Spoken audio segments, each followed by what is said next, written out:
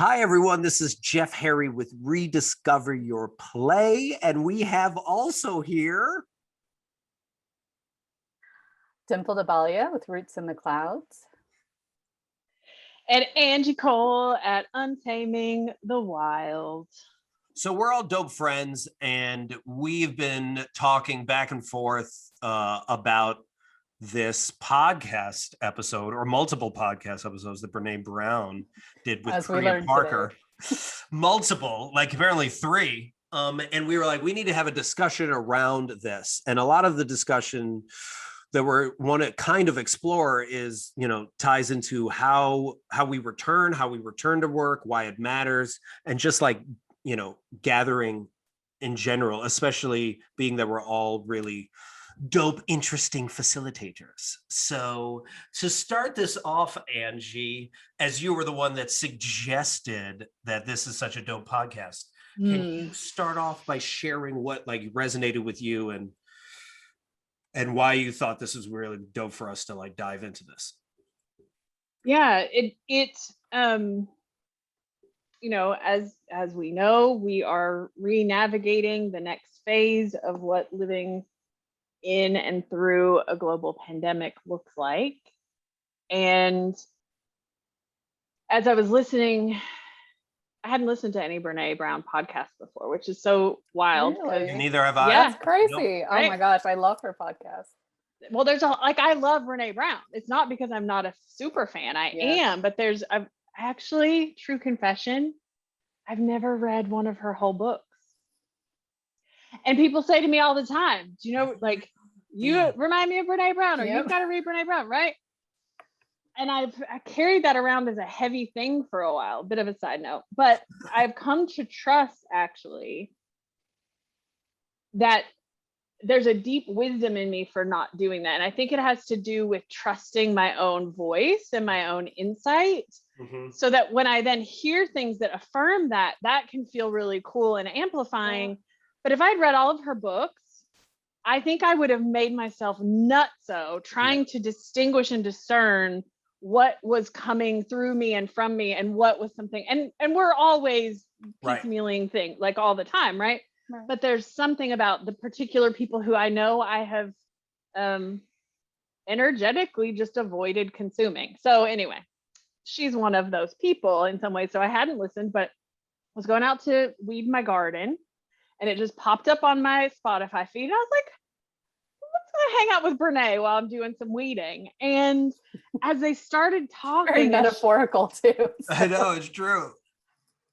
As the two of them started talking, I just kept having this wave of these feelings of this is like the most important conversation I've heard being had in such an honest way about this moment in time that we're in, which is how do we go back? How do we begin to get the gears moving again in the places where they've been at a standstill for the last year and a half, 2 years?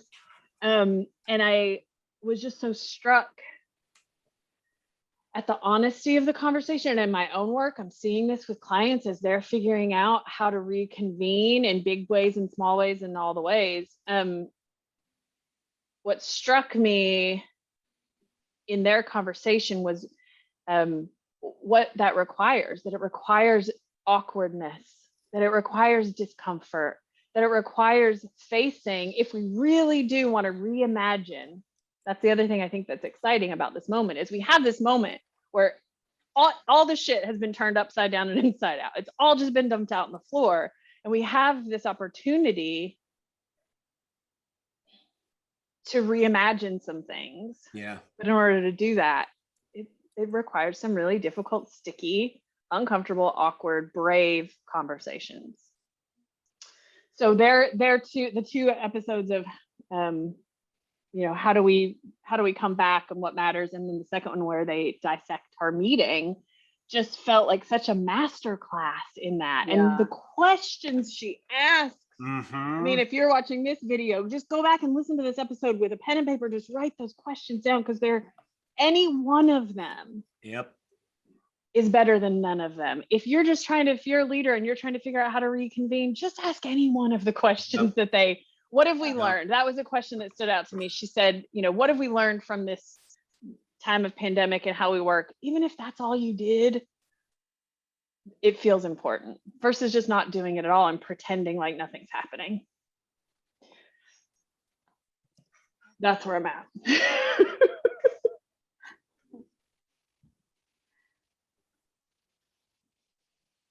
What about you? What about you, Dimple? Yeah, I think, looking at, or as I was listening to, I had listened to the Unlocking Us version of of this topic.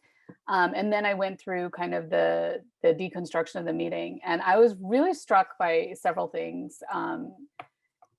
First of all, it's just the level of intentionality, I think, that it really takes to create this meaningful space for people to come back to. I mean, people already, they're anxious, there's a lot of anger and frustration also at having to come back when we know that maybe we don't really need to be coming back in person. But also this idea of how do we bring people together, whether it's in person, virtual, or a combination, and really create a space that's meaningful and purposeful. And especially as they were going through the deconstruction, I just kept laughing because I was like, wow, like I feel this all the time where I'm like, what is the purpose of this meeting that I'm sitting through? Like, I just don't understand why I'm even here. It's like a waste of an hour or an hour and a half. Like we have these meetings. You and everybody else. Yeah.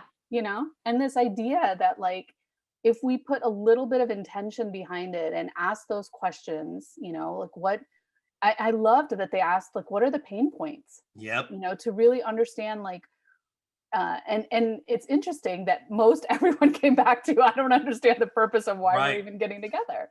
Yeah. And, when you think about, there's so much out there about productivity, right? Oh, where people just aren't productive enough. But if you're spending a good chunk of your day in meetings that have no purpose, what do we expect?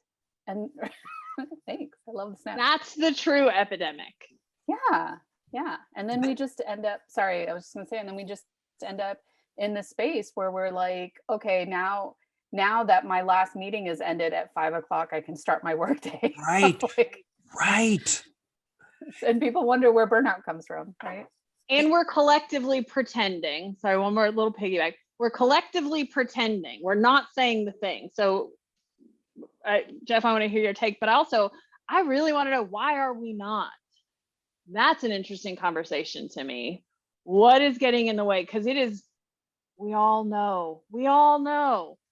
Anyway, okay, yes, Jeff. So the question I loved from, the first part of her podcast was that Priya asked was, what is the bottom line of how we gather so that people we choose to pay in this company can successfully do their most vibrant work? And I was like, ooh, man, like I gotta listen to that question multiple times. But then on top of it, this is the part that just blew my mind, was like, Brené said she was tired. Brené, who is a main facilitator, who studies vulnerability and shame, and she's just like, I'm exhausted. So if she's exhausted, someone that does this for real, what do you think a lot of those leaders that really did not care in the first place want to do? Like, right. I'm writing an article right now, specifically for CEOs and top executives, where I'm like, I believe, and the data is showing in this is going to be the largest migration of people out of corporate America, like since the Great Depression. Like, it's just happening. And they are not reading the room. They are, and I just wrote this paragraph just before this where I was like, 600,000 people have died. 4 million people have died worldwide. And you want to pretend like none of that happened. You want to pretend like we're just going to go back to normal when people are questioning how they even want to live the rest of their life, because they don't even know how long they're going to live. And you want to be like, come back to the office and commute. Oh, why do I have to come back? Because I said so, because it's company policy, because of culture. Like, those are your answers. Like, who are you, dude? Are you 80 years old trying to run this like it's 1925? Yes. Yes. The answer is yes. And culture is like the worst answer, right? Because most of these organizations, like the culture is not working. I just attended a really interesting training yesterday that talks about how it's not that the structures and systems are broken. The structures and systems create exactly what they were intended to. Yes. And when you, right? And so when you think about it, yeah, these cultures were built this way. And so to say that it's culture like is crazy to me. But also I've just been floored at the number of articles coming out at how many people are looking to leave, whether it's their current position or going into a new field, like whatever it is. But you know, like I keep talking about this idea that you know, like we are whole human beings, right? Yes. And in this past year especially, I think like, and for me, I know like my mom passed away right before COVID hit. And so I was already like grieving before COVID, and then COVID hit. And even though I didn't personally like have any like family members or close friends who were significantly impacted by COVID, I did have some relatives and stuff like that, but nothing. I mean, they're all fine now. But there was just the collective like grief and uncertainty and the trauma of it all. And to think that people can just leave that part to the side and then like continue on like it's no big deal, just like floors me. And then on top of that, people are working from home. And they're trying to homeschool, and they're like, and most organizations weren't set up for people to work from home, right? So there was that whole learning curve. And so all these things together, I always throw this stat out, and I think it's just phenomenal that on a good day, our minds tend to wander like half the times, 47% of the time our minds are wandering. But on, you know, when we're experiencing high levels of crisis and trauma, the mental noise that we experience reduces our ability to, you know, really process information by up to 80%. So when you think about, again, this idea that you want these workplaces where, you know, people are able to meet the mission, or they're able to like get, you know, be productive and do what they want or do what they can. If we aren't acknowledging what people are going through and allowing them to show up and say, yeah, you know what, I'm really struggling today. It's really, really hard. Like organizations are really going to struggle moving forward. Yes. And just tying into that, like just some of the data behind that of like the canaries are in the coal mine, right? Like 4 million people quit their job in April, many of them without another job available. Like they were just like, they believe they're going to find another job. 60% of people, I believe right now, are looking for other jobs, right? And this was on top of, I think Gallup did a poll back in 2018 that like 85% of people were disengaged at work already before the pandemic. So one of the main questions I'm asking when I'm asking leaders is like, did you build trust with your staff during this pandemic, or did you lose trust? Because there's a lot of companies that furloughed people, that didn't keep them in the loop, that, you know, like did something financially irresponsible with their staff. You know, like this one frustrates me so much. So American Airlines, for example, right, is they got a $6.8 billion bailout, I believe. And then they laid off 19,000 people. And then this, like just 2 weeks ago or a week ago, they go, oh, we have to cancel 100 flights. And everyone's like, why? And they're like, turbulence is one of the reasons. And the other one is the labor shortage. Just like people are lazy, just don't want to come back. You laid off all your people.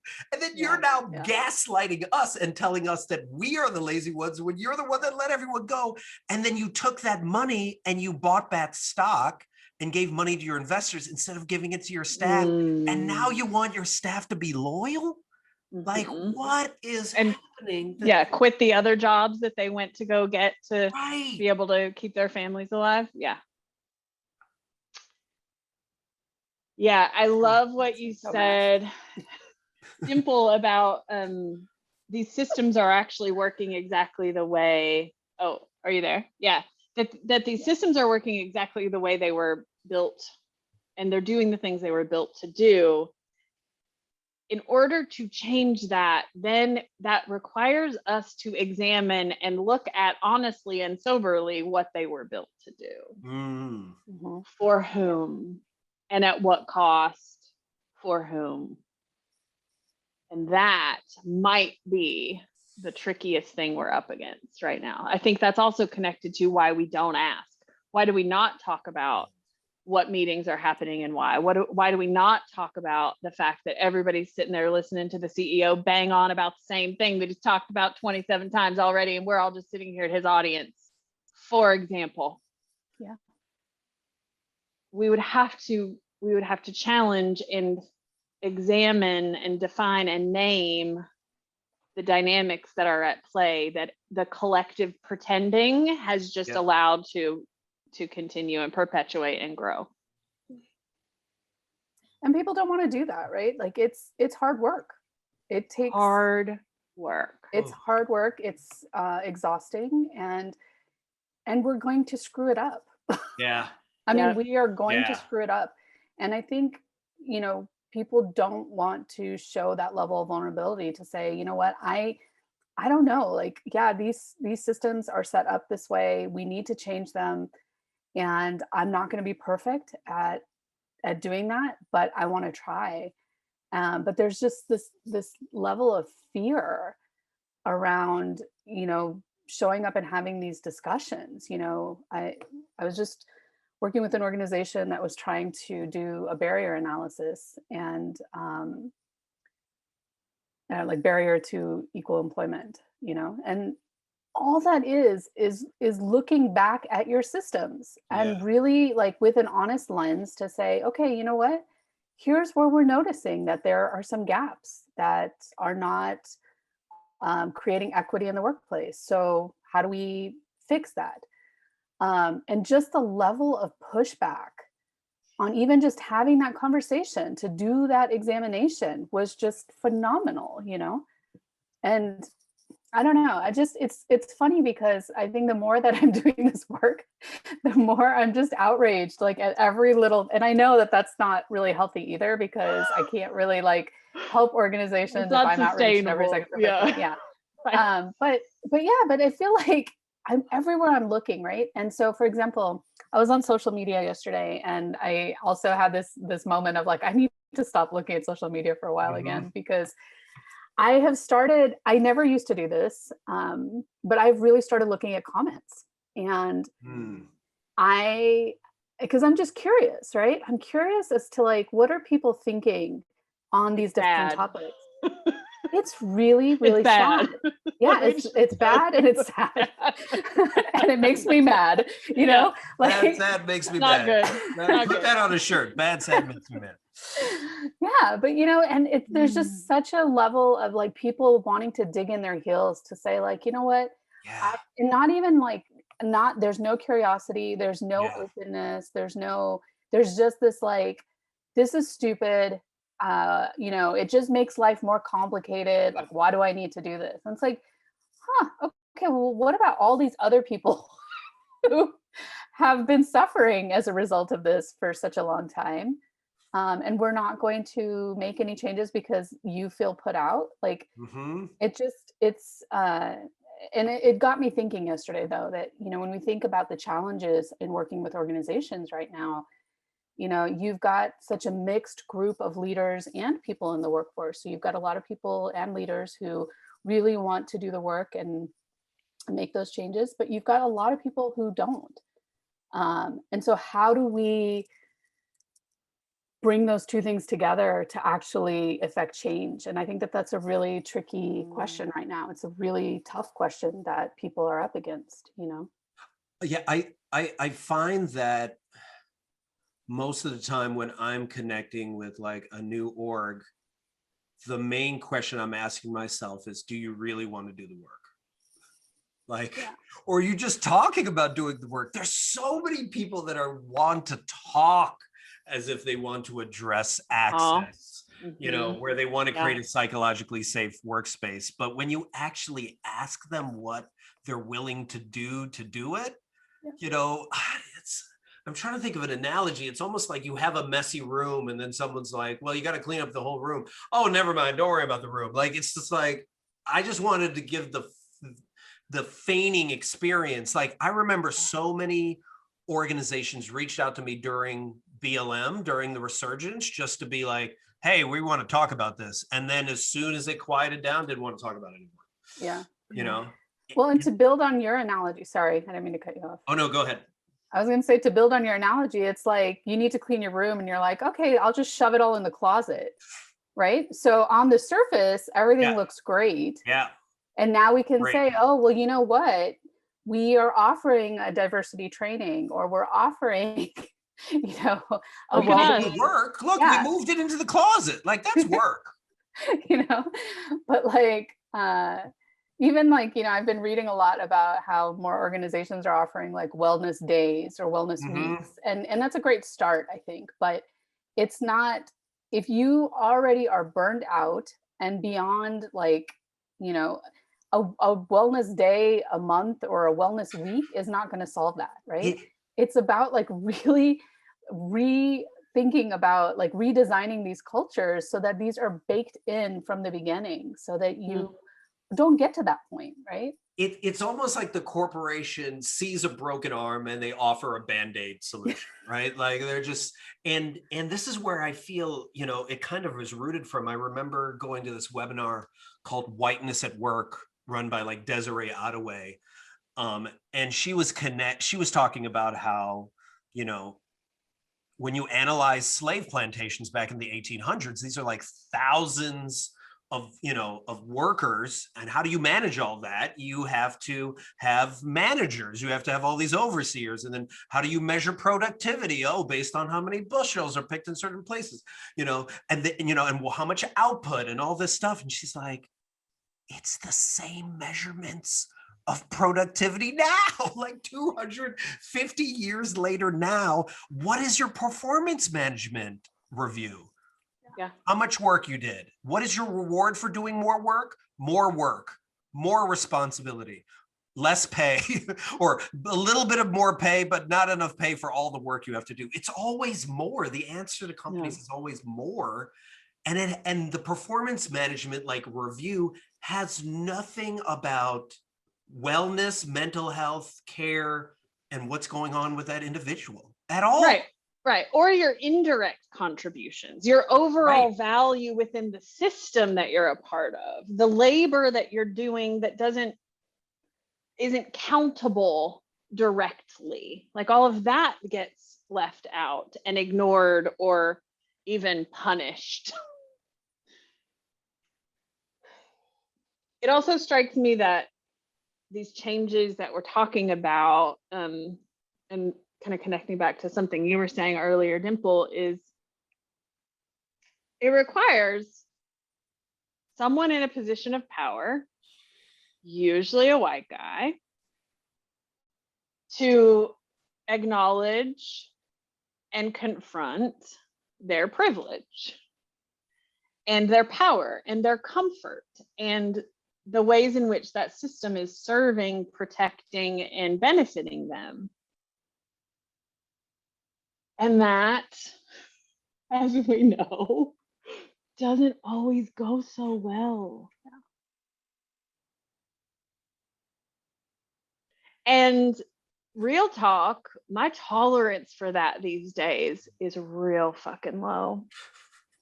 It's real fucking low. Yeah. And I struggle with that because I think as a white lady, as an edge walker, as someone who's always walked between the worlds and not really like been so narrowly defined in any one kind of category, I guess, I feel like I have a responsibility to show up and do that because I know I can. I know I can talk to white dudes. I know I can hold my own power in the face of power that is not accustomed to being confronted. I can do that. I'm built for it. My privilege makes it such that I am also insulated from a lot of that in ways that other people might not be. And yet, I don't want to fucking do it. I just want to be like, and I'm facing this with my clients too, because some of them are really facing this conundrum right now. And my instinct is like, get the fuck out. Just go. Just like jump, go right now. Let's go right now. We'll figure out how to get out right now. I don't know. I don't know if that's the right thing. I don't know what that then means for the places that don't get intervention. Do we just trust the market at some point to, be right? No, we don't, because that's always a mistake. It'll work itself out. The market will work itself out. Right. That will somehow, talent will somehow migrate to organizations with leaders who are more thoughtful. And I think, that's part of this, but geez Louise. So I don't know where I'm going with any of that, other than just to say, like, that's real and that's where I'm at. And my tolerance for it is my emotional labor lift with stubborn white dudes is just like done. But do I get to be done? I don't know. Anyway, go ahead. So then a question comes up for me, and it's the Priya Parker question for both of you of, what have you learned from the pandemic that is influencing how you're going to work going forward, right? Which ties in with what you said. It's just like, where am I going to spend my time? Where am I going to put my energy? Like, what have you learned from this, and how are you going to adapt differently just for yourself, just running your own organization? I think that's a really great question. And one of the things that I have been a lot more cognizant of this year is my own energy, and really that need for self-care, and really listening to my body, because and especially in a lot of the work that I've been doing, because I am taking on other people's like trauma, and trying to hold space for people. It's a lot, and to Angie's point, like, it's really exhausting. But it needs to exist, right? We need people who can do this work, and that, I think, has been like my driving force from the very beginning with a lot of the work in Roots in the Clouds, was this idea that the people who are helping, they suffer a lot, and so helpers need help too. And I think that that's something that I'm really, really trying to walk the talk around. And then also really excited because Ted Lasso season 2 comes out very soon. Ooh. Yes. Curious. He's curious in that. Exactly. I was just going to say that it to me, like, I am also really, really trying so hard to lean into curiosity when faced with, people who are just so closed off, or who want to just put on those blinders and be like, no, everything's fine. Like, we can keep moving forward. It's no big deal. And I'm really trying to lean into curiosity on that. And it's hard because there are days where I'm just like, what? Like, but I think the more curious we can get, and the more we can keep asking those questions, it may not make a difference to that person, but at least for ourselves, we don't get stuck in that place where, because I can see myself going into this like dark hole of like despair, and how terrible things are. And, but I think if I can be curious, if I can ask the questions, if it helps me think about things differently, then maybe I can present things differently. I can help hold space differently. So that's kind of what I think comes to mind for me. And also just recognizing, again, that we have no idea what the people we're encountering have been through or are going through. Oops. And so just learning to, really approach those relationships with, or any encounter with, some level of empathy, I think is just, and compassion is really important, especially now, because we're just in such a different place than we were before the pandemic. So. But I want to follow up with a question, if I may, before I share what I've learned, but maybe it's connected. Where do we draw the line between empathy and compassion versus,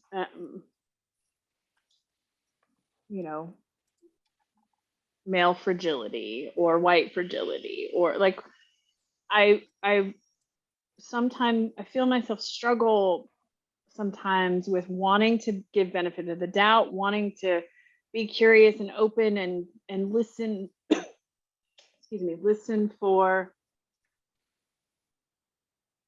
sorry, my computer's doing something weird. To look for those openings and hold space for, assuming positive intent and all of that. And then at a certain point, I just think, am I just getting bamboozled? Am I just getting, am I just falling for the, no, I'm just trying my best, I have zero patience for that anymore. I'll be honest. And sometimes I just don't know where the line is, like to be compassionate and call bullshit. So I'll answer in a roundabout way. I remember when I used to do campaign calls back in like 2008 for Obama. And we would have these lists, and it was like strong McCain, leans McCain, undecided, leans Obama, strong Obama, right? And you would actually like note, and you'd call the strong Obamas first, make sure they went to the polls, then you go to the lean Obamas, then you go to the undecideds. And if you finished all of those, then you would go to lean McCain, strong, and you wouldn't even touch strong McCain, right? And maybe you wouldn't even touch lean McCain. Like you'd really just focus on most of the undecideds after you had done the other two. And the other two really energized you. Like when you called strong Obama and lean Obama, you're like, oh my gosh, I get to ring this bell. Hey, they went. And they probably are going to do it anyway. But it was just like, right. And I think we need, from a mental health standpoint, that's what we need is for each of us, we have to define, what am I willing to tolerate? And then as soon as I hear that word, like I'm doing my best, okay, we're not working together right now. I'll come back to you later, but right now I need to work with people. It's the whole Abraham Hicks thing of like, I need to go with the flow. I need to not fight the river. Why am I fighting the river? I need to go where the river is taking me and trust that the people that are going to go with me are going to go with me. And the others, I might meet up with them again later, but they may not be ready. Yeah, and that's actually what I was going to say. The thing that I have realized, or I'm learning through this pandemic time, has been about that. That I am doubled down on my social justice lens, requirement, foundation. There's no part of my work that I'm willing to do anymore without explicitly including that. The conversation about how our identities are formed and how they fit in the spectrum of privilege, like that is for me, just like that just has to continue to move to the front. It's relevant to everything. And so within that, finding that sweet spot of holding the tension for myself around, yes, and there has to be an openness. Yes, and I'm not signing up to work with the strong McCains.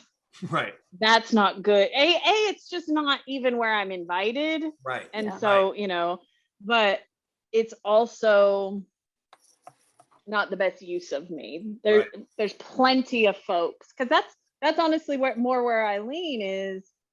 I want to lean on the heavy Obama side and just be in support and in service of that, in hopes that we will build enough of a tidal wave to knock some shit over, and that's way more energizing to me. And I keep thinking, but then who's doing that other work then?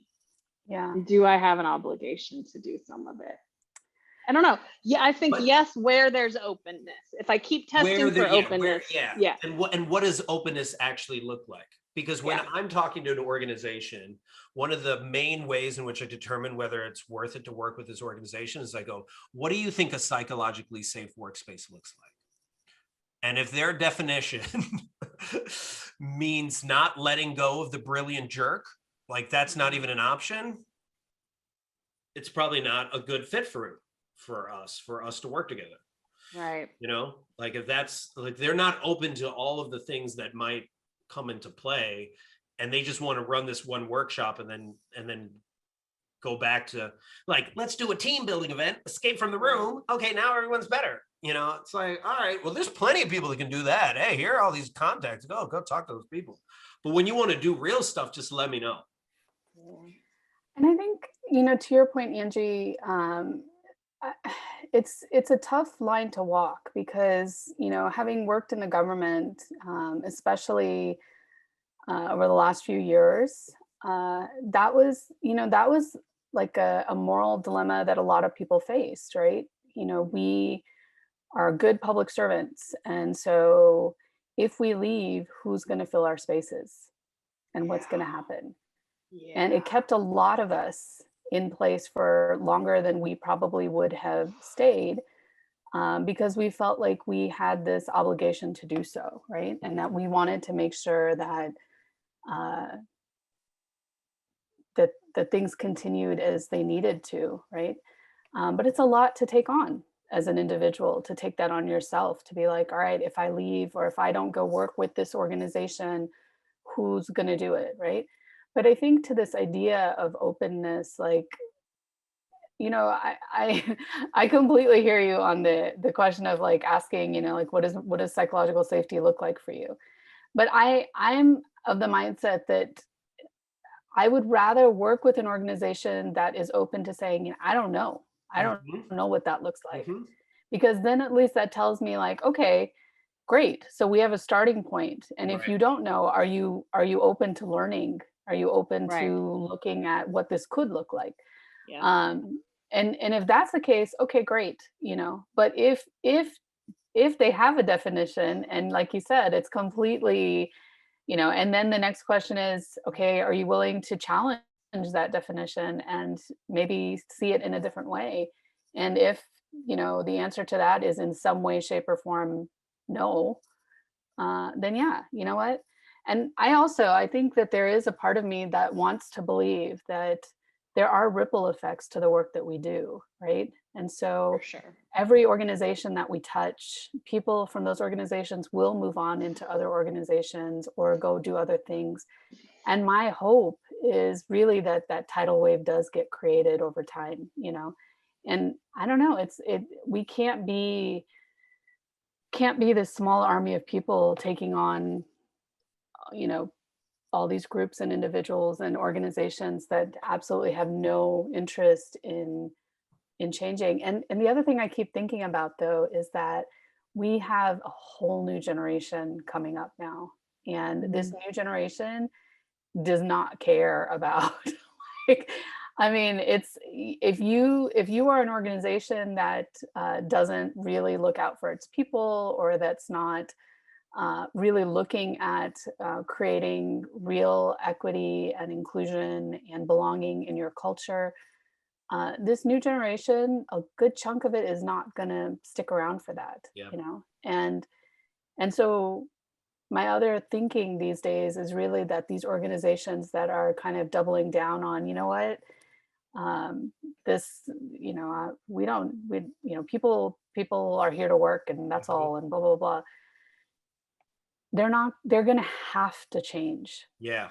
They will not survive moving into the future. And so they'll either change because, they'll change because they have to, or they will, go down. Yeah. They'll become the next Blockbuster. That's what I say all the time, like that boomer attitude. And I love what you said, because I remember referencing Naomi Osaka, right? And how she just walked away from $3 to $5 million at the French Open, not even if she didn't win, just like in endorsements alone for her mental health. And there's a whole Gen Z population that is prioritizing their mental health over money. And they're definitely prioritizing their mental health over your profits. So like, it's fascinating that this Gen Z population is inspiring millennials and Gen Xers and maybe even some boomers to be like, yeah, I don't want to tolerate that either. I don't want to go back to the office. You know, if Kathy's not going back to the office and she's 21 and she just said no to you, I'm 35. I can say no too. You know, like, it's amazing what is happening. I really think it's like a whole new labor movement. That's what I think so too. I think so too. I'm here for it. Yeah. Yes, yes, yes.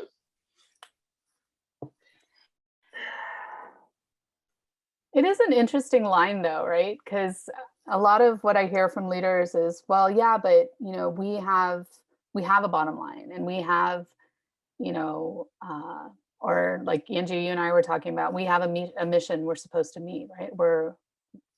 And it's high stakes, you know, people's lives are in the balance, whatever. And so it is this balance of how do we create workplaces and workplace cultures where people feel healthy and happy and feel valued, while still ensuring and are able to not get to the point of burnout, and still meet our mission, you know. And that's where I get really like fired up, because I think that shift there is simply away from those being competing ideals and competing priorities to them being inextricably linked. That your productivity, your impact, your quotas, your whatever, however you're measuring your impact and your success, is what is completely dependent on the optimization of those factors inside your workforce. They're not inefficiencies. It is a different take on what efficiency looks like and how it is created and measured and valued and all of that. But they're not in competition with one another. And in order to get more of this one, you've got to give up some of this. That's a false duality. Yeah. Yeah. And that is the unprogramming of that kind of industrial age mentality. Yeah. So I always love to like look for, you know, like who I think is doing it right? Or at least approaching it in a certain way that I respect. And I'm really appreciating this guy, Dan Price, out of Gravity Payments. You know, back in 2016, his minimum base salary was $70,000 a year. And people laughed at them. He was like, you're going to go out of business. You know, it's just done. Like, you're an idiot. And they not only survived, but obviously they thrived, right? And then during the pandemic, because many of them, he was the initial CEO that took a pay cut, you know, so that his staff can continue to get paid. And then they were more willing to like make certain sacrifices. Well, he recently posted something where he was just like, you know, instead of making a top-down CEO decision, we asked 200 employees where they want to work. 7% said full-time, 31% wanted a home office hybrid, 60% wanted full-time remote work. So we told everyone, do what you want. This stuff isn't hard. Like, it isn't as complicated as I think a lot of leaders make it out to seem. Like that, you know, oh, well, because my boss is telling me my team has to be in the office, so I have to be there. And it's just like, why are we not even asking the questions as to why?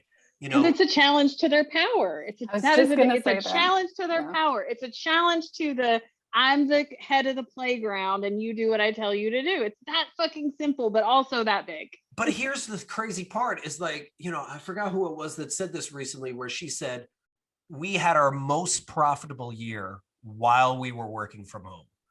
And the solution for our companies is to have us force us back in the office. It was like, even when it hurts you, the per guy in power, even if it affects your bottom line, your money, your bonus, you still want people in the office? Like, this is against your own, you know. Ugh. Well, and I think, you know, coming back to this idea of gathering, like, I think part of this is for a lot of kind of old school leaders, it's hard to feel like you're connecting with your workforce when people are all over their place. There's still, I'm just like, you know, I work with a lot of supervisors, and having this conversation around, hey, you know, and this was before the pandemic, that if your people are working from home, they are probably working, right? Like, but there's still just this idea that if you're working from home, you're just screwing around, you're not doing anything, you're, you know, even though we know, like, all the research shows people actually end up working a lot more. A lot more. You know, there's no healthy boundaries when it comes to working from home. You know, but I think there's this idea that, oh, well, we can't connect. And it's like, well, yeah, we can, you know, and uh, I loved this. I don't know if in the version you guys listened to, she talked about this idea of generous authority. Mm. And so she describes generous authority, and this made me think of you, which Angie, which I think is funny because you just talked about how you never read Brené Brown's stuff, but this was actually Priya Parker, but and it reminded me of your 4 Ps. Mm. And so this idea of, wait, can you share the 4 Ps? Yeah, sorry. So the 4 Ps are people, purpose, proof, and process. And so anytime you're designing a workshop, a meeting, whatever, if you take, and going back to that idea of intentionality, if you sit down and just take a few minutes to really think about, like, all right, who's my audience here? Like, who are they? What do they know about what we're talking about or what we're about to do? What's important to them, you know, really understanding their values. Purpose. So again, going back to that idea, what's the purpose of doing this? Like, what do I want them to walk away with? Proof. How am I going to know that it was successful, or it's, you know, it is successful as we're going through it? And then process, like, what are we actually going to do during this time together? And ever since Angie and I, like, ever since she shared this with me, I use it for everything, and it's amazing. Me too. Yeah, but this idea of generous authority is very similar. But what she talks about is, you know, it's this idea, like, a lot of times people go, you know, so they were talking about in the version I listened to that, you know, like with a lot of these meetings and stuff, people were, they were just like, oh, everybody bring agenda items and stuff like that, Right. instead of the convener actually, like, setting the tone, setting the agenda, and that kind of thing. And she says it's this idea of, like, this fear of not wanting to impose. And it made me think about this idea of, like, it's like making yourself small, right? And Yeah. but generous authority is using your power as, like, the host or the convener to really protect that purpose for the group that's gathering. Mm. And so to protect the people, to connect them to each other and to the purpose, and to temporarily kind of equalize the situation. And so, um, and I'm really sorry because now I've gone off on this tangent and I can't remember why I brought this up to begin with, but well, it was part of, like, you were talking about that people are still trying to go back to, we have to be together in order to connect. Yeah. Yeah. And that this is about, I mean, what I'm hearing is that that's more about leadership versus command and control, you know, authority. And generous authority. You started off with generous authority. Yeah. And so generous authority is really, like, it allows us to create those spaces even if we are not there in person, right? And it's about showing up as a leader and creating that space where people are going to come together and they are going to connect, and that everybody's clear on why we're gathered and what we want to walk away with. And so I think with a lot of again, you know, leaders who have been around for a while, there's just, you know, the way of working has always been, like, very, you know, you go into an office, you sit down at your computer, and actually, but, you know, maybe there weren't computers before. So, like, you sit down and you do the work you're supposed to do. Then you go to this meeting, and then everybody says something at the meeting, and everybody goes around and says their thing, and then everybody leaves. And, you know, it's very, like, prescriptive. And when you think about, like, wanting to create creativity and innovation and, you know, big changes in the workplace for efficiency, or just, like, to create happier and healthier workforces, you can't have any of that if it's completely, like, one way of doing it, right? And so this idea of gathering that Priya Parker is talking about, I loved what she talked about in terms of, like, using this as an opportunity to think of new ways of gathering, right? And like being really creative about what does this look like, and not getting stuck on the form, right? Like we spend so much time often, like, oh, well, this is a professional meeting, so it has to look exactly like this, and we have to show up like this. And the number of people who won't turn on their cameras because they're like, oh, my house is like this, or I've got, and I always say, if you have life happening behind you, it's perfectly fine. Like, right.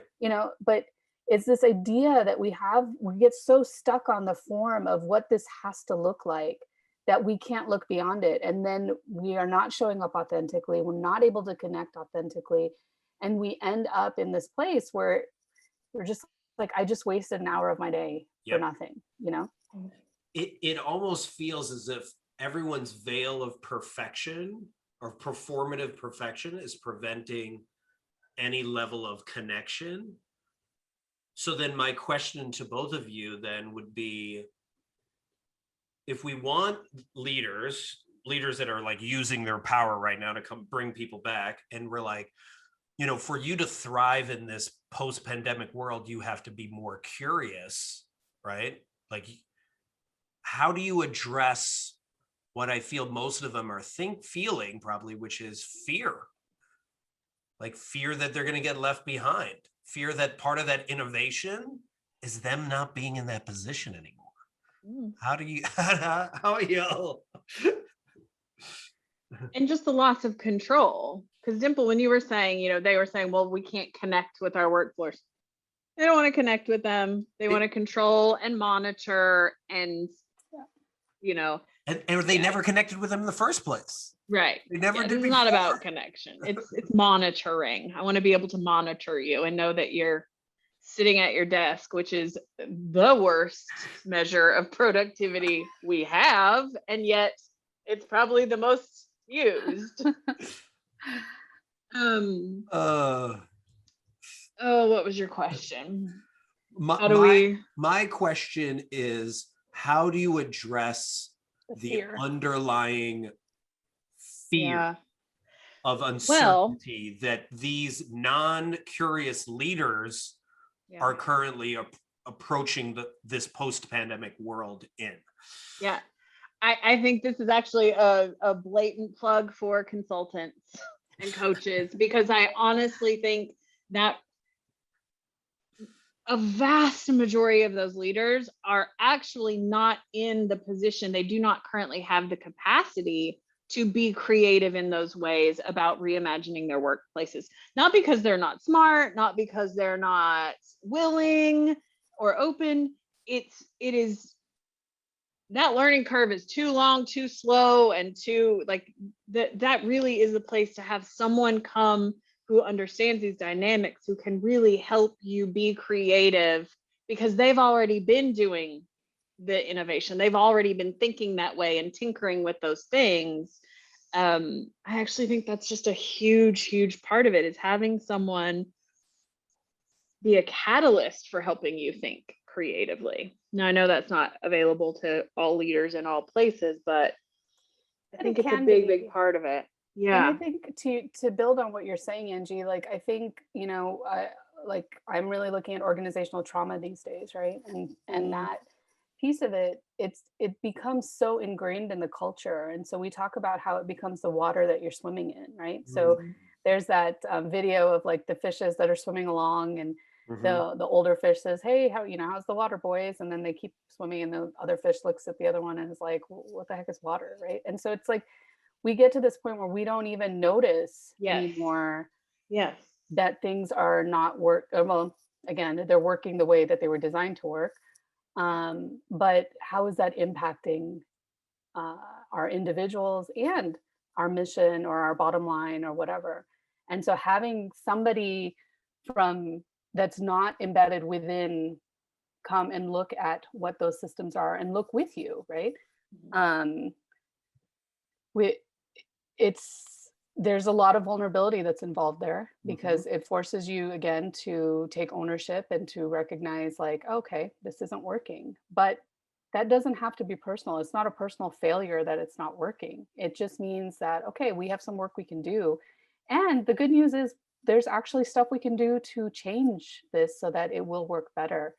Yeah. But having that outside perspective, I think, can be really helpful with that. So if either of you were standing on a stage in front of like a bunch of top executives, and they are like, and they're in the undecided camp, they're not like leaning. I was there last week. Right? And they're like, persuade me. Why is this important? Like, why do we care about emotional intelligence? Why should I be addressing organizational trauma? Like, I'm just trying to make some money, and y'all are making it hella complicated right now for me with all these new things I got to do, which means I got to spend more money, Because you're going to burn in hell. You're going to be a bad person and a plague of pox upon your household. That's why. That's how you're gonna persuade. You're gonna go that route. No, it's like today I am. What are your arguments? What are your talking points? I mean, mine, and I don't know if they're really good ones, are more about like fear, where I'm like, you're gonna be obsolete, like you're gonna be done, like, and I don't say this. Like, I don't believe that. I don't actually believe it. I believe it in the long run. In the long run. I'm not talking about maybe like in the next 5 years. Humans are really bad about long run. We're really, really bad. So, and in particular in places of privilege and power, the long run argument, I don't think carries a lot of weight. Well, but when I point to things like Sears, and like TiVo and the Blockbusters and these like, yeah, but look at all the ones that haven't gone down like that. They're just going to believe that they're the ones that aren't going to be suckers like that. That's a good point. I mean, that's the supremacy mantra is like, well, not me. It's not going to happen to me. That's true. Yeah. I mean, I think I'm still, despite all of this and despite like, my dissatisfaction with a lot of the world right now in social media, I'm still pretty hopeful, right? And so I think for me, like, persuasion is about really just talking about how we are at this really interesting time right now, and we have an opportunity to go in a different direction, and trying to help. I don't know, like, I think with a lot of these leaders, like, again, they've been doing this for so long and it's so ingrained in them to do it a certain way, but like helping them to reconnect to like why they started doing this work in the first place. I mean, hopefully it wasn't just the money.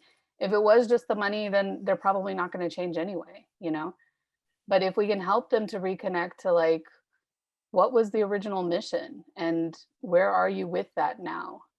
I would hope that if we can get them to reconnect to that and help them understand that piece of it, that maybe it would at least like plant a seed to be, willing to talk a little bit more. But I don't know, I think it's a really tough thing. And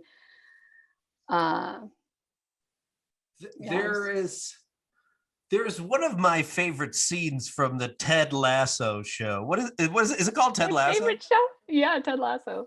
And I'm like in love with Ted Lasso, and he's not even a real person. I haven't even watched it in full, but basically it's this American guy. You haven't watched it? No. I mean, I haven't watched it in detail. I watch more clips, right? Oh my gosh. No, you gotta watch the whole thing. So I've, and Angie, it's basically this American guy that has no idea what he's doing, and he inherits this soccer team in England, and everyone in England hates this guy because he's an American, right? Yeah. And there's this really pivotal scene, at least for me, where he is competing against the former owner of the team in a dart competition.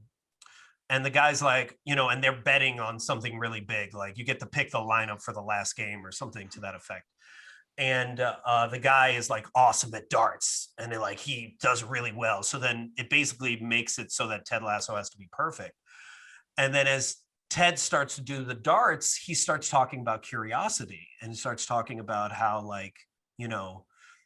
he found that a lot of the bullies in his livelihood, people would always, they were never curious. Like they just were never interested.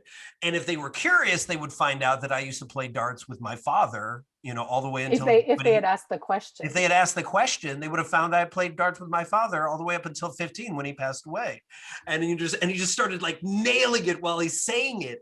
And what I love about this scene is really is almost like the tortoise and the hare, right? Where like Ted Lasso is the tortoise, he's coming from a place of like curiosity and like one step forward. But he eventually wins. He doesn't win the short race, but he eventually wins in the longer, because he comes from a place of care and curiosity. And it's also about the power that one person and their curiosity in that way can have on the collective, right? So to your point, when he first gets there, everyone hates him. He doesn't know what he's doing. And he's just got such a disarming style in the way that he works with people. And by the end of it, like you cannot help but root for him. And like the whole, like he's converted everyone, right? So now like there's so much more of a growth mindset on that team. And like people are stepping into being vulnerable and they're owning their shit, and it's all because of one person. And so, and I know like it's a TV show and whatever, but like, I think there's some truth to that, that we have to keep showing up, and it's exhausting. It's tiring. Sometimes there are days where it's just like, what's the point? Like nothing's going to change. But I really like in my heart do believe that if we keep showing up and we keep putting this work out there, that the ripple effects will happen, And yeah. Oh, go ahead, Angie. Well, no, if you want to piggyback on that. Oh, I was just going to say, maybe it's that whole quote of like, they ignore you, right?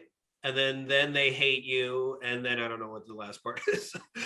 Then hopefully they love you. Then they care. Then So I have a better answer than a plague on your lineage, that you're just going to be a bad person.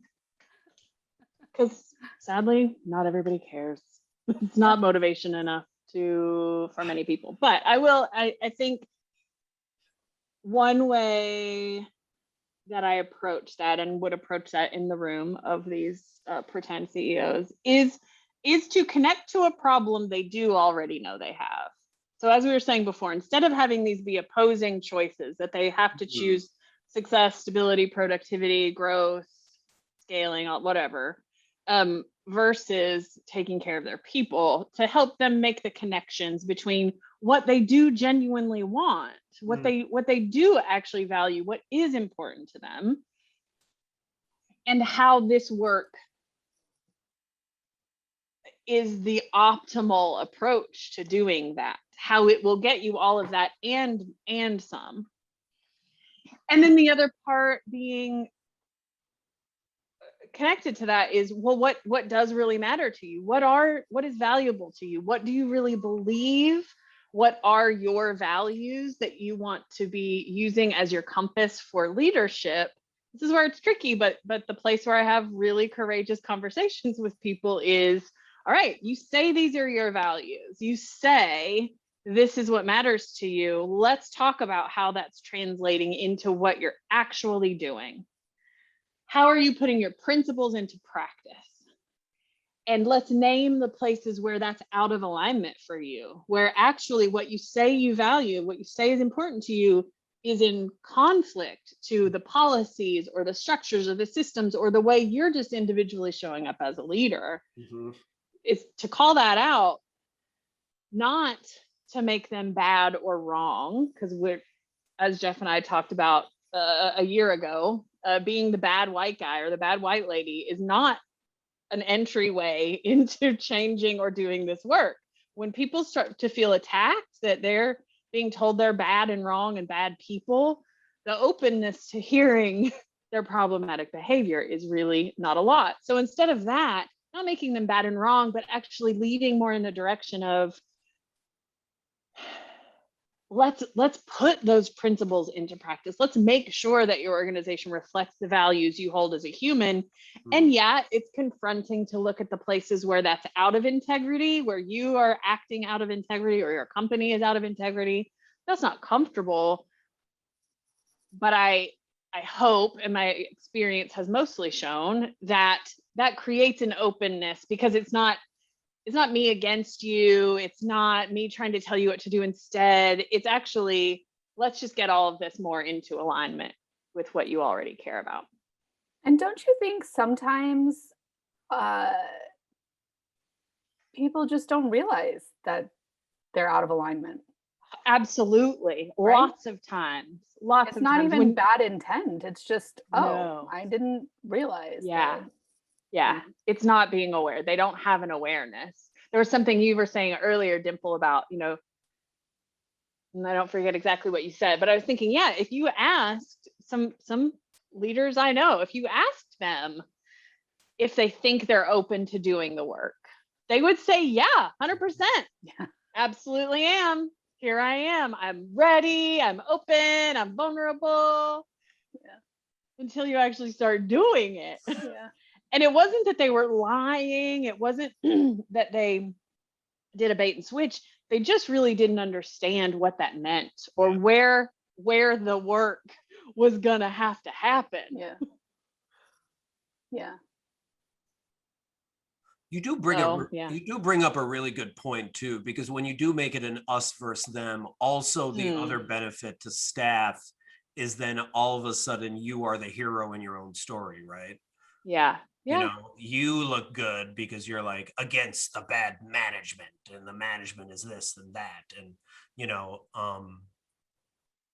can't have dialogue once that happens. Like, it's just no, you're kind of hollowing out the leadership in that organization. And sadly, that's consultants and coaches who haven't done their own inner work do that. Because they're trying to fill a worthiness hole, but that's a conversation for a whole other day. But yeah, I think you're absolutely right. You can't be the opposing force, or that just destabilizes the organization further, really. Yeah.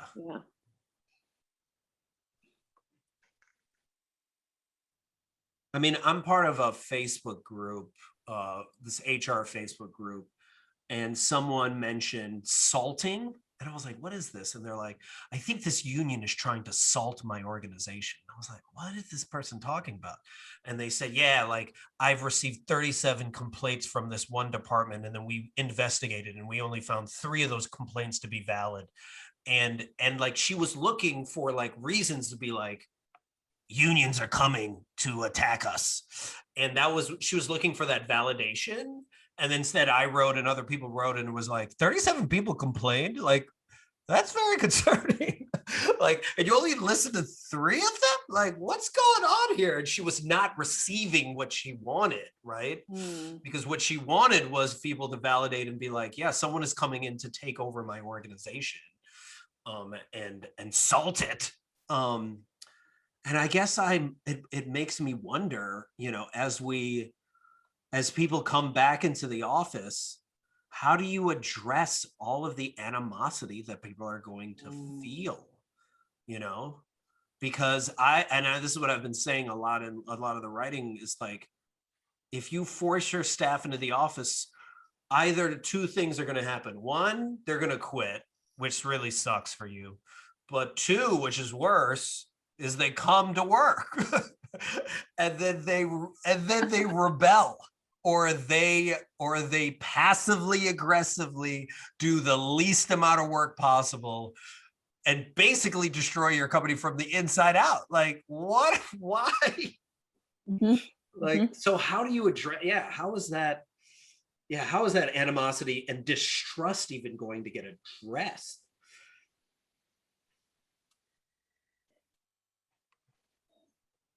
For me, they really talked, Brené and Priya really talked about it when they just named the awkwardness that was about to happen. And unfortunately, our workplaces have just already been doing a really bad job of allowing for awkwardness that comes through honesty and real conversation. So I don't have a magic answer, but I do think that's the pathway. The pathway is through more honest conversation, just completely giving up the goal of avoiding awkwardness, just really going into awkwardness. And the scary part about that, though, the place I don't have an answer, again, other than hire really good coaches and consultants, is that's a big ask for a group of people who largely have underdeveloped or a complete lack of those skills and how to actually do that safely and not cause more harm. That's because those are relationship skills that are greatly atrophied, in particular in the workplace, but just kind of generally as well. Yeah, I completely agree. And I think that, we are really at a time where leaders have an opportunity to really do some introspection and really step up with courage. Because having those conversations is an absolute necessity, and they're hard, right? And to hear your staff is unhappy, or they don't feel valued, or they feel they're angry about whether it's coming back in, whether it was that they had a threat of furlough or whatever it is. Like there's a lot of stuff that's happened. Think about this is like, if you think about like a marriage, right? So in a marriage, you've got like the people in the relationship, and if things are breaking down and you're not communicating, it becomes a problem, right? And so the options are, you either like hurt each other until you can no longer do so, or you learn to actually effectively communicate and work through it, or you get divorced and you move on, right? But there's like trauma in all of it. And so I think, to your point, Angie, like having people who can help facilitate discussions, I think is really important. But I think that before that can even happen, like leaders have to be open to allowing people to really speak their minds. And unfortunately, going back to Jeff's point earlier, we don't have psychologically safe workplaces where people feel like they really can speak their mind. And so we're in this weird circle of, okay, so we know that people need to be able to express how they're feeling, but people don't feel safe expressing how they're feeling, and yet we're not creating workspaces where they will feel safe. And so again, this now goes back to the organizational trauma piece, right? Like, so we have to get to the root issues, and those root issues, you really have to bring in people to help you identify what those are, address them, and then work with your workforce to create spaces that are going to be these like brave, safe spaces, so that moving forward, you can start to create that trust. And it's almost like, you can almost think of it as like, what is that, like day zero or whatever, like we have a reset, right? And this is a great opportunity for organizations to think of this as a reset, where we can start over and we can actually use the lessons learned from the past year and a half to say, okay, this is where we were at before pandemic. This is where we're at after pandemic. We have a lot of healing to do. Let's talk about the real stuff. Let's figure out what we need to do. Let's work together to heal, and then let's work together to move forward. And I think that if leaders and organizations thought of it in that way, or were able to create the space to do that, like that could be some real transformation happening across industries, Yeah. I was going to connect one thing to that. I'm just echoing. I'm seeing that in some of my clients right now, where if the reset is down here, where everything's kind of been leveled, as we're having conversations about what to do next, they're almost having it from like, well, we're way up here. There's so much we're going to have to do and I'm like, good news, bad news. Good news, you don't actually, because you're down here, you just don't know it. Things have already, like, bad news, you're down here and you just down here, you don't know it. But good news, nobody's going to be surprised. You're not going to be breaking any big secret. by just saying the truth. Right. We're not, yeah. So that as we wrap up, in a minute or less each, what is one initial step that you would be suggesting to a leader right now as we venture in this post-pandemic world, as they try to figure out how to bring back their staff, or how to gather their staff back together? I mean, I would take a page right out of the Priya Parker Brené Brown page book and just say, ask your staff, like, what do you need right now? And start that conversation, like, I think that's a good place, because we don't know what we don't know. And so I think getting curious and asking that question is a good place to start. Yeah. So the two things that came up were get real. Just put down any amount of pretense that you can to just try to get more human as a leader. Even because it is going to be awkward and uncomfortable if that's not been the core of your leadership style so far. And if it has been, but you've been reluctant to do that, this is a moment. This is a moment to lean into that. The more human you can become and show up as and regard others as, any move you make is going to be a better move from that place. Right. And trust your people. Trust your people. Challenge all those old voices that tell you that your job as a leader or a boss or a manager is to control and monitor and, corral your employees. Trust your people. And if you have already had that as a part of your leadership practice, think about even more creative ways that you can do that. Creative ways to, as you said, Dimple, ask them more, listen more. Yes. Assume they're a resource for solving this problem. Yes. Versus assuming that you need to be the source of the solution that you're going to then just disperse upon them. Yeah, I would explore radical honesty. And the way I would do that is by asking your staff, did we build trust or lose trust during this pandemic? And then find out why. Because there's a lot of stories that a lot of people have, and you have to dissect and break down those stories before you can go anywhere else. Yeah. And then take the Ted Lasso approach and be curious with what comes out. What are the answers? Instead of judging them as if like, they're going to say something really mean about me. Because frankly, at the end of the day, it's not about you. And I think we forget that. So. And go ahead. Go ahead. Go. No, go ahead.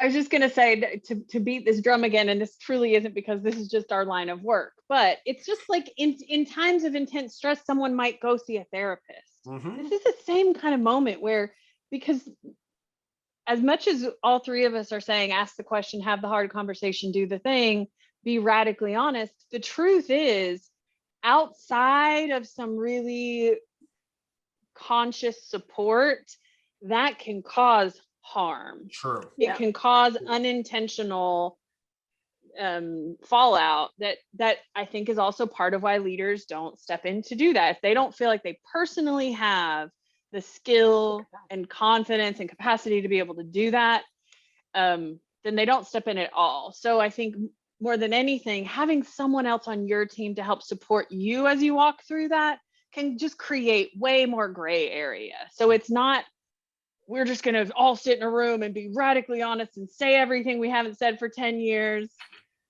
and cause a whole lot of trauma and just tear things up with no plan for how we're going to heal any of that. Or we just leave the lid on tight because we don't want that scenario. Having some support on your team, and that could be a little bit or a lot of it, means that you're going to be able to do that responsibly and in a way that moves you forward instead of creates more mistrust. Yeah. And I think the last thing I would add to that is just, the awareness is great, but awareness has to eventually turn into action, because Yeah. asking the question and then doing nothing about it is even worse than not asking the question at all. So, Yeah. I have this spectrum of engagement I created many, many years ago that I've been sharing with clients lately about that, about getting really clear on what it is you're really asking. Because if you ask as if your intention is to implement everybody's idea, yeah. you set up that expectation. If you don't Yeah. set up the expectation for actually what this information is going to do and how we're going to use it and where it's going to go, yeah, it can cause problems. So as we wrap up, if people want more information about either of you, where can they find you? Hopefully in 48 to 72 hours at rootsintheclouds.com, or on social at Roots in the Clouds, across handles. So, across platforms. Yeah, the best place to connect with me is also on my website, which is untamingthewild.com. I'm also on the social medias, but you can find all those from my website. I also have a page called the Goodies page, which has other conversations like this. So if you just want to hear more, explore more, there's a resource for some other cool things. Sweet. And you can find me at rediscoveryourplay.com. Thanks so much, Dimple and Angie. This has been Thank you. Phenomenal. This was fun. I will talk to you all later. Take care, everyone.